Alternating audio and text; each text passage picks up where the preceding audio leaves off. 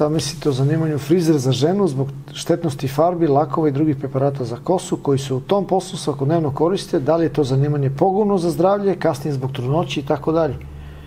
20 godina imam i već par godina pratim Mirčeta. Svuda tu da je hemija je problem. Vi možete da radite u frizerskom salonu samo šišanje, da ne radite farbanje, ali danas se sve žene farbaju. Ne znam da li će da vam, kako će da vam funkcioniše posao ako se ne bavite farbanjem kose. Sad, koliko ta farba može da, kad vi nju udišete, da bude štetna? Sigurno da je štetna. To je isto koji ovi što se bave autolimarskim poslom. Oni se isto bave farbanjem. Sad vi neku ženu tamo da farbate, da stavite masku.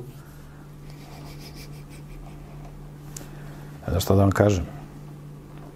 Možete da radite šišanje muškaraca. Iako muškarci, žensko da šiša muškarca, onda oni će da se krevelje, da se majmunišu, da vam se nabacuju.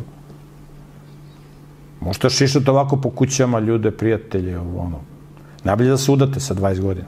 Se dovedete u red, čitate Bibliju, nađete dobrog menadžera, se udate.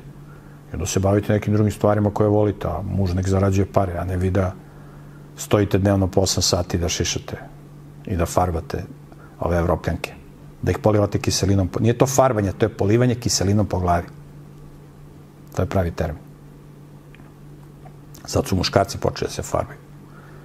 Ne, ja se ne farbam, ja samo koristim color šampon. Muškarci, ja ne znam koliki procenat, ali više od 50% muškaraca se farba. Koristi color šampon. I doktor Stanković isto koristi color šampon. Koristio. Više ne.